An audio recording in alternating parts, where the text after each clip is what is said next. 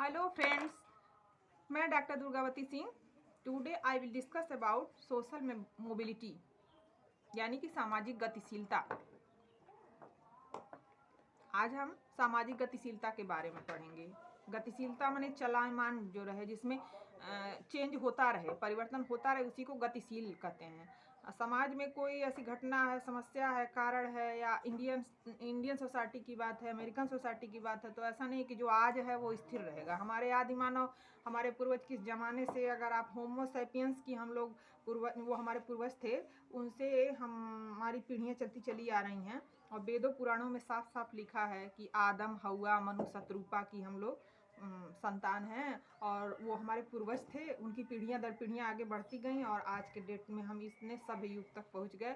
इतने सारे आप में एंशियंट हिस्ट्री से मॉडर्न और मेडिवल हिस्ट्री सब उठा के देखिए, उन सारे चरणों से होते हुए हम धीरे धीरे स्टेप वाइज संस्करण होता हुआ आया है। चीज़ें सीखते सीखते हम में नयापन आया है। तो गतिशीलता ही तो इसको कहेंगे, जो चेंजिंग होती आई है, changing the law of nature. जब प्रकृति का ही नियम है बदलाव, कोई ऐसी चीज़ नहीं जो ना बदले। जो सुबह हो रहा है तो फिर दोपहर हो रहा है, शाम हो रहा है, रात हो रही है। पर डे, दिन, महीना, साल बीतते जा रहे हैं, सदियां बीत जा रही हैं, शताब्दियां, सहस्राब्दियां, कितने युग आए, कितने गए। एंशियंट हिस्ट्री, मिडियल हिस्ट्री सब उठा के देखिए।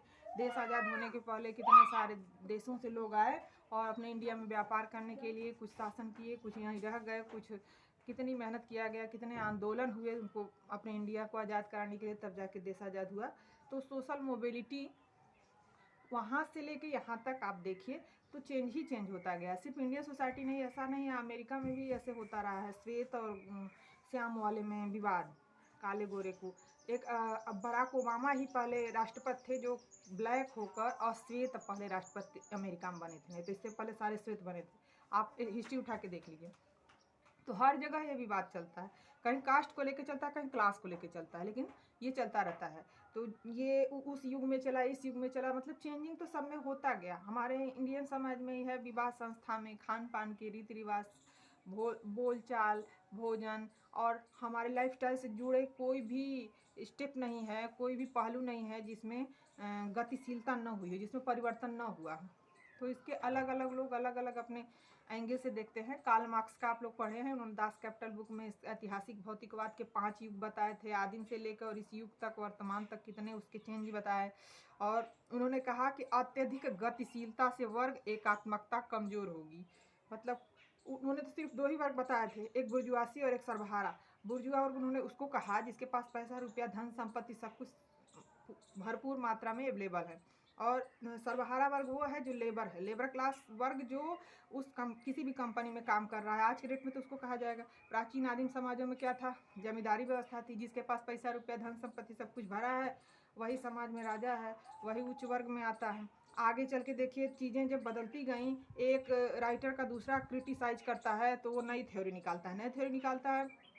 तो कार्ल मार्क्स ने अगर मार्क्सवाद दिया तो 9 मार्क्सवाद देने वाले भी राइटर आए। उत्तर आधुनिकता किसी ने दिया, किसी ने उत्तर आधुनिकता। उत्तर आधुनिकता में एंथनी गिड्डेंस ने उत्तर संरचनावाद में कहा कि वर्ग 3 प्रकार के होते हैं, उच्च, निम्न और मध्यम। मध्य वर्ग जो इंडिया में सबसे ज़्यादा है, जिनकी आवश्यकता पूरी हो जा रही है और उससे ऊँचे में जाने की चाह रख रहे हैं, वो मध्यम वर्ग हैं। ऐसे मोस्टली लोग हैं। और निम्न वर्ग भी है, गरीबी रेखा के नीचे भी, जिसको BPL बोलते हैं, बिलो पॉवर्टी लाइन।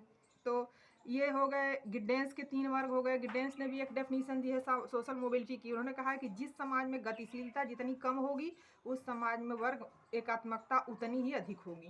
देखिए, इन लोगों से, इन दोनों लोगों का मिलता जुलता है। कार्ल मार्क्स ने कहा है कि अत्यधिक गतिशीलता से वर्ग एकात्मकता कमजोर होगी, और एंथनी गिड्डेंस कह रहे हैं कि जिस समाज में गतिशीलता जितनी अधिक होगी, उस समाज में वर्ग एकात्मकता उतनी कम होगी। सोशल मोबिलिटी को सोरोकिन ने 2 भाग बांटा है, जो इस बार पीजीटी के एग्जाम में भी पूछा था। क्षैतिज गतिशीलता या समरेखीय गतिशीलता, हॉरिजॉन्टल मोबिलिटी, और उदग्र गतिशीलता, वर्टिकल मोबिलिटी। जिस प्रकार की गतिशीलता में एक व्यक्ति सामाजिक स्तर के समूह या पदों में गमन करता है, एक ही में, सेम में, जैसे एक श्रमिक एक फैक्ट्री से निकलकर दूसरी फैक्ट्री में चला गया, तो वो पद तो उसका श्रमिक का ही है, बस यही हुआ कि उसकी फैक्ट्री चेंज हो गई।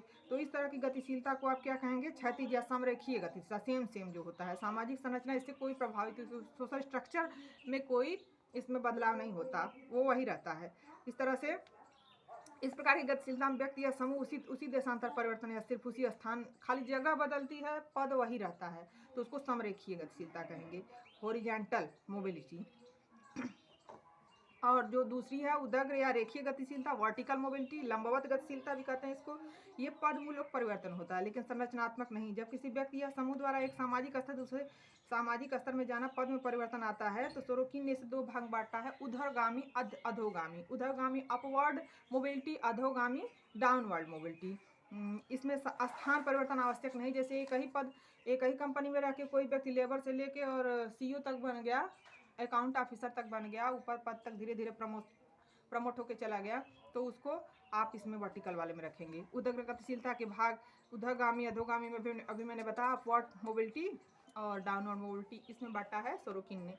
फिर उधरगामी गतिशीलता किसको कहेंगे, जब एक व्यक्ति या समूह ऊपर की ओर गमन करता है तो उसे अपवर्ड, इंग्लिश शब्द से ही अप माने ऊपर की तरफ, जो ऊपर की तरफ गमन करे, जैसे क्लर्क का, शिक्षक, भूमिहीन, गरीब, लखपति का आप्रवास। संस्कृतिकरण की प्रक्रिया द्वारा जातियों को उधोगामी गतिशीलता प्रकट किया जाता है। संस्कृतिकरण की प्रक्रिया किसने दिया था, M.N. श्रीनिवास ने, मैसूर नरसिंहाचार्य श्रीनिवास जो हमारे इंडियन समाजशास्त्री थे, उन्होंने संस्कृतिकरण का इनका सिद्धांत पूरे वैश्विक लेवल पे फेमस हुआ, सारे लोग उसको लाइक किए।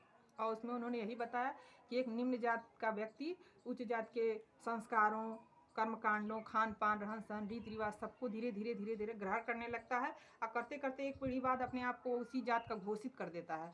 उसी को उन्होंने संस्कृतिकरण कहा। तो ये अपवर्ड मोबिलिटी में आएगा, उधरगामी गतिशीलता में, जो कि आपके हार में पिछली बार पूछा था क्वेश्चन ये। फिर अधोगामी गतिशीलता, डाउनवर्ड मोबिलिटी, डिसेंड या डाउनवर्ड मोबिलिटी जिसको कहते हैं। उच्च जात के लोग जब परिवर्तन की दिशा नीचे की तरफ होती है तो हम उसे अधोगामी गतिशील, जैसे दरोगा को सिपाही बनाना, करोड़पति से लखपति बनना, नौकरी से सस्पेंड होना या बर्खास्त होना, एक बिजली मिस्त्री का ट्रक। विसमाजीकरण किसने दिया है, रॉबर्ट रोमर ने दिया। विसंस्कृतिकरण मजुमदार ने दिया। देखिए उधरगामी तो आपको समझ में आ गई कि नीचे से ऊपर की तरफ, और अधोगामी ऊपर से नीचे की तरफ जब लोग आना शुरू कर देते हैं। जैसे किसी कारणवश अगर कोई सिपाही है, अच्छा हौलदार है, बढ़िया पोस्ट पे अच्छी सैलरी पा रहा है, किसी कारणवश अपने से ऊंचे अधिकारी के सामने जंघिया पहन के चला गया और गंदी उनको गाली दे दिया या कोई ऐसे अभद्र व्यवहार कर दिया जो उनकी सीनियरिटी के अपोजिट है, तो तुरंत उनका या तो सस्पेंड कर दिए जाते हैं या वो अपने पोस्ट से नीचे कर दिए जाते हैं, डिक्रीज हो जाता है उनका पोस्ट। कोई बहुत पैसा वाला व्यक्ति है और अयासी करना शुरू कर दिया, रखा पैसा खाने में देर नहीं लगती है, तो उसको करोड़पति, अरबपति से करोड़पति और करोड़पति से लखपति, लखपति से धीरे धीरे जीरो लेवल पे आने पे भी लेट नहीं लगता है। बड़े बड़े खेतीहर, जमींदार, मजदूरों और बड़े बड़े रजवाड़े भी गायब हो जाते हैं जब लोग अयासी करना शुरू करते हैं गलत रास्तों पे। तो उस टाइम में वो व्यक्ति क्या करता है, वो खानदान, वो व्यक्ति, वो वंश डूब जाता है, ख़त्म हो जाता है। धीरे धीरे उनकी संपत्ति प्रॉपर्टी के साथ वो उनका भी खात्मा हो जाता है। तो उसको आप कहेंगे डाउनवर्ड मोबिलिटी में, अपवर्ड में ऊपर की तरफ और डाउनवर्ड में नीचे की तरफ। ये दोनों मोबिलिटी सिद्धांत किसने दिया था, तो सोरोकिन ने सोशल एंड कल्चरल डायनामिक्स नामक अपनी पुस्तक में दिया था। पीढ़ी के आधार पर गतिशीलता किसने बताया, सोशल मोबिलिटी को इंडस्ट्रियल सोसाइटी, लिप्सेट और बेनेडिक्स ने। अंतः पीढ़ी व्यवसायिक गतिशीलता और अंतरा पीढ़ी। अंतः पीढ़ी में क्या होता है, इंट्रा जनरेशन, जब एक ही पीढ़ी के लोगों में कोई पद त्याग कर दूसरे पद ग्रहण कर लेता है तो उसे अंतः पीढ़ी व्यवसायिक गतिशीलता कहते हैं। जबकि उच्च वर्ग से कम प्रजनन क्षमता, अप्रवास, संघर्ष का महत्व, अवसर की उपलब्धि, विषमता के। अंतः पीढ़ी व्यवसायिक गतिशीलता क्या है, अंतर पीढ़ी तो उधर हो गया। इंटर जनरेशन मोबिलिटी किसको कहते हैं, जब एक पीढ़ी में धारण किए गए पद को त्याग कर दूसरी पीढ़ी के पदों को ग्रहण करता है व्यक्ति। यह गतिशीलता प्राकृतिक और स्वाभाविक होता है। जब पीढ़ियों के मध्य व्यवसायों की भिन्नता होती है तो इसे अंतर पीढ़ी या इंटर जनरेशन मोबिलिटी कहते हैं, जिसे लिप्सेट ने दो भागों में उधरगामी अधोगामी में बांटा है। जब एक ही व्यक्ति अपने जीवन काल में एक के बाद कई व्यवसायों को अपनाता है तो उसे अंतर पीढ़ी गतिशीलता कहते हैं। जैसे मर्टन का परिस्थिति सेट। उधरगामी गतिशीलता समाज में एनमी को जन्म देता है। जैसे व्यक्ति आत्महत्या करता है तो उसको दुर्खीम ने जैसे बताया है, आत्महत्या उन्होंने बुक ही लिख डाली है, आत्महत्या के 4 प्रकार बताए हैं। जोसेफ और काल ने कहा है कि द अमेरिकन सोल्जर्स नामक बुक में, अमेरिकन क्लास स्ट्रक्चर में उन्होंने गतिशीलता के 4 प्रकार बताए हैं। प्रव्रजक गतिशीलता, प्रवासी गतिशीलता, प्रौद्योगिकी गतिशीलता। नगरीकरण और औद्योगिकरण को जो लोग अपनाते हैं उसके कारण नए नए व्यवसायों को अपनाते हैं, वो सब इसमें प्रौद्योगिकी गतिशीलता में आएगा। भारतीय जात व्यवस्था का अध्ययन करते हुए रुडोल्फ और रूडोल्फ ने गतिशीलता के 3 प्रकार बताए हैं। कौन कौन से, उन्होंने कहा है उदाग्र गतिशीलता, क्षैतिज गतिशीलता और विभेदात्मक, जो भेद पैदा करे कई प्रकार के जातीय संघों, संगठनों, विशेष रूप से राष्ट्रीय वगैरह में ये आएंगे। फिर राइटर है राल्फ टर्नर। इन्होंने अमेरिकन शिक्षा संस्थाओं के संदर्भ में 2 प्रकार की गतिशीलता बताई है, प्रायोजित गतिशीलता और प्रतिस्पर्धात्मक गतिशीलता, कॉम्पिटेटिव मोबिलिटी। फिर सोरोकिन ने सामाजिक, राजनीतिक, आर्थिक क्षेत्र में उदाग्र गतिशीलता कुछ स्रोतों का वर्णन किया, जैसे सेना, धार्मिक संस्था, स्कूल, परिवार, राजनीतिक संस्थाएं, व्यावसायिक संगठन, संपत्ति उत्पादक संगठन। सोरोकिन ने आदर्शात्मक, इंद्रिय परक और चेतनात्मक 3 प्रकार के सोशल और कल्चरल डायनामिक्स बुक में अपनी मोबिलिटी का डिटेल दिया ही है। सीमाओं का सिद्धांत, उनके इस सिद्धांत को भी कहते हैं सोरोकिन। सामाजिक परिवर्तन का कारण, प्रकृति में क्रियाशील आंतरिक शक्ति को माना है। सामाजिक परिवर्तन एक प्रक्रिया है जो संस्कृति के आधार पर ही क्रियाशील व्यक्तियों के परिणाम स्वरूप उत्पन्न होती है। सोरोकिन इस विचार को अंतर्भूत सामाजिक परिवर्तन, इमेंटेंट या सीमाओं का सिद्धांत, या सामाजिक परिवर्तन या सामाजिक गतिशीलता का सिद्धांत भी इनके सिद्धांत को कहते हैं। कई रूपों में इसको कई बार परीक्षाओं में अक्सर करके कॉम्पिटिटिव परीक्षाओं में पूछा जाता है। तो आप लोग इन चीज़ों को अगर ध्यान रखें, लिखते चलें, तो आपके लिए कहीं से भी ये बेनिफिशियल ही साबित होंगी। क्योंकि दवा कड़वी होती है, ये चीज़ें लिखने का मन नहीं करता है, ना पढ़ने का, ना याद करने का। लेकिन स्टूडेंट का लाइफ तो भाई सीधी सी बात है कि विद्यार्थी का जीवन तपस्वी का जीवन है। तो आपको तपस्या की तरह अपने कड़वी चीज़ों को भी इसको लिखना है, मन करे या ना करे याद करना है। करेंगे तभी जा पाएंगे, नहीं तो इंडिया में देख रहे हैं कंपटीशन कितनी तेज है। सोशियोलॉजी ऑफ रिवोल्यूशन सोरोकिन ने लिखा था। सोरोकिन ने कहा कि उत्पादन प्रणाली समाज, राजनीति और जीवन की आध्यात्मिक प्रतिक्रियाओं के समान अपने रूप को निर्धारित करती है। सोशला चलिए, आज के लिए बच्चों आशा है कि आपको ये सोशल मोबिलिटी टॉपिक समझ में आया होगा। अगर आपको पसंद आए मेरा चैनल तो इसे लाइक, शेयर और सब्सक्राइब कीजिए। और अगर जिस नए टॉपिक पे आपको समझ में आए, चाहते हैं कि मैं वीडियो बनाऊं, उस टॉपिक को कमेंट के माध्यम से मुझे बताइए। और इन्हीं शब्दों के साथ बच्चों, दैट्स ऑल, आज के लिए इतना ही। Thank you very much.